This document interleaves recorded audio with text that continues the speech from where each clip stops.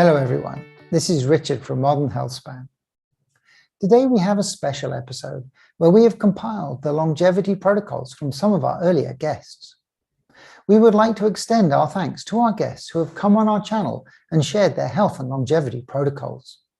I think that it is very helpful to see what the top experts in the field do daily based on what they have learned. So with that, I will start the video. Is there a habit that you have that you can share with the audience that you use to kind of enhance your longevity? Yeah, so I am a huge fan of consuming a lot of water.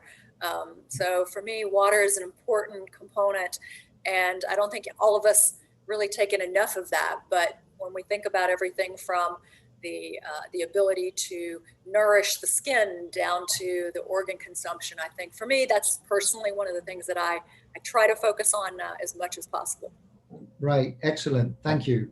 So, and my final question. So what is the one thing that people could start doing today that would be beneficial for their extended health span? So I did give the example of intermittent fasting. So let me just say something about exercise. And exercise, for me, tops even nutrition. And again, it might be hard to exercise these days. And I'm not suggesting that people who never exercised before are going to jog for 5 miles. But walking, and there's a way to measure your steps by Fitbit or in your own iPhone. But if you can get, and sometimes you have to get out of a crowded apartment in hours that are crazy, you know, maybe 5 in the morning or 10 at night. But if you walk and get as close to 10,000 steps, it's going to increase your immunity, decrease your inflammation, and increase your body's resiliency to tackle severe disease. So I would say do that. Yeah. Excellent. Thank you. Right. So one last question. So do you have like a top habit that you have for kind of maintaining your health as you get older? You have like a favorite habit? I have good genes, but my habits, I exercise a fair amount. I do a lot of hiking. Before the pandemic hit, I played a lot of racquetball, which I hope to get back to. Very impactful type of exercise. So I do a fair amount of exercise. I eat a good diet. I eat a lot of fish and I eat fruits and vegetables. So that's that's very helpful. So what would you suggest for one thing that people could start doing today that would have the biggest impact on their health span? Right? Yeah, I mean, I think, you know, looking at some of these supplements is interesting. For people that want to do that, they should.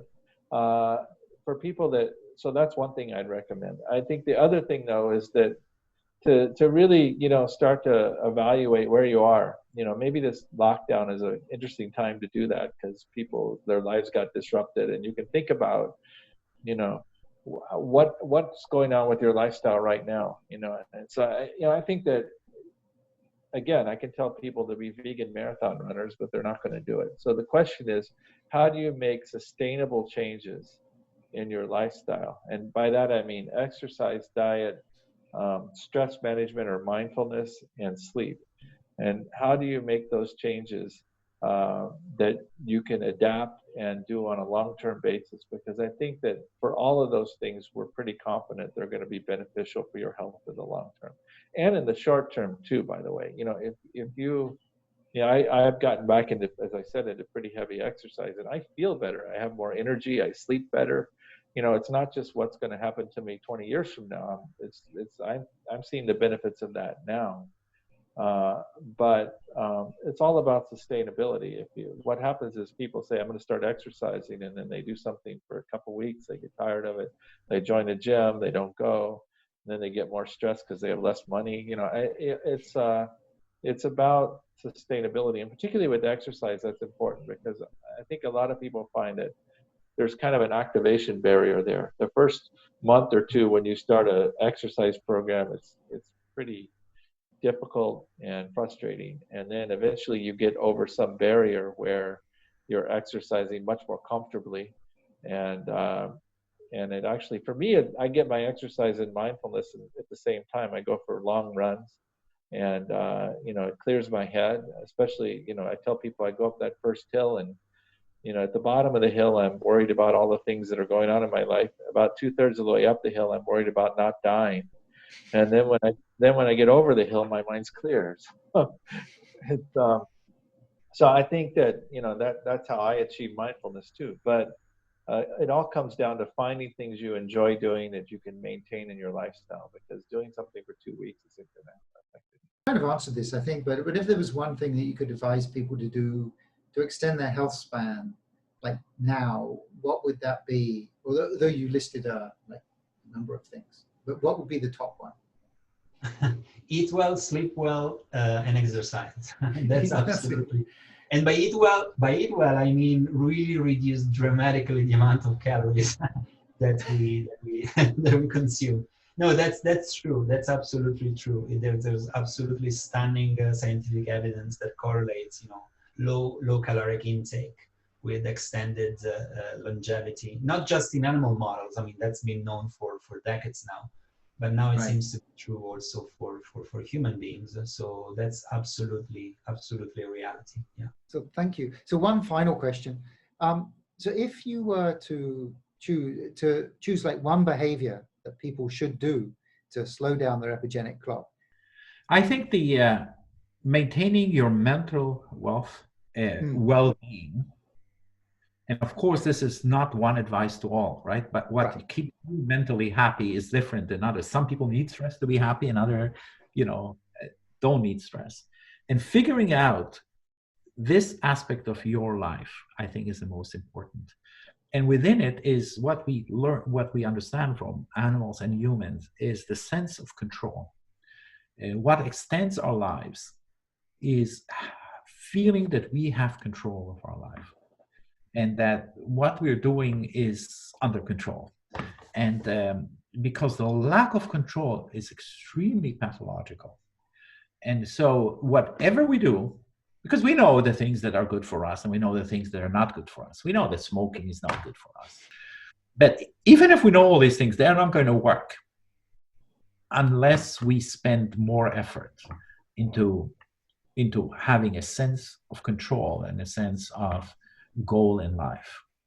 And so I think what epigenetics, the other side of epigenetics, is to show the physical consequences of things that we naturally think, this is just BS, that's not important, because it doesn't sound physical, right? We all know that poison is bad. We all know that the smoke of a cigarette is bad. We can all see a piece of fat meat. But our mental well-being, working on it, is the most important thing. Some of it we can do ourselves. Some of it we need help from others. I mean, if you could talk a little bit about, I guess, your diet and your exercise and what you do for your health span based on all this studying that you do. Yeah, so I tend to not really focus too much on my diet. I do very basic things. The most basic things is I try and do the vegetable component, where you're trying to get the 5 to 10 fruits and vegetables a day. Mm-hmm. The reason for that, again, is it's going to lower blood pressure as one of the key things, because the vegetables are going to have nitrates in them that are going to allow you to decrease blood pressure globally, and that's one of the beneficial effects of that. And then I do try and maintain a sufficient protein intake. Mm-hmm. And that means really focusing, because it's not hard to do it at dinner time. It's more hard to do it at breakfast. And and if a lot of people, especially when they're busy, don't have time to eat at different times. So maintaining it kind of every 5 hours, 4 hours to 5 hours, I'm going to have about, for me, at 200 pounds and 50 years of age, I'm looking at a little bit more than 25 grams of protein at these times. And I'll get it in the morning. I'll get it from nuts and from milk, because I tend to have nuts and coffee with a latte for my breakfast. But that'll get me up to that protein content that I need. And then I use dairy protein quite a bit. I'll do full fat milk. And what I'm looking for, and it's interesting because full fat milk actually, what you find is that people who eat full fat milk or drink full fat milk or full fat dairy actually tend to have better insulin sensitivity and better and lower body fats than people who drink non-fat. So there's interesting studies there, as well as they have better muscle mass because some of the fats in milk are actually good for muscle building as well. And so what I'll do is, if I know that the dinner that I'm having is kind of light on protein, I'll have a glass of milk. If it's got sufficient protein, I'll have water. So that's kind of what I use to modulate the protein.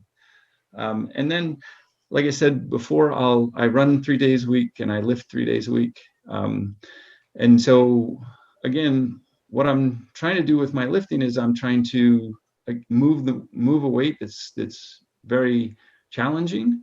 I'll keep track of it and I'll try and beat what I did the last time. And I'm just persistent, and you just, the gains that you make after a long time, they're not gigantic, but eventually you'll get to that next step and it's rewarding. And all of those little steps that you make, by the time you're in your 50s, now you're actually doing, that you're lifting the same things you were doing 10 years ago or earlier. That's a really big accomplishment at that point.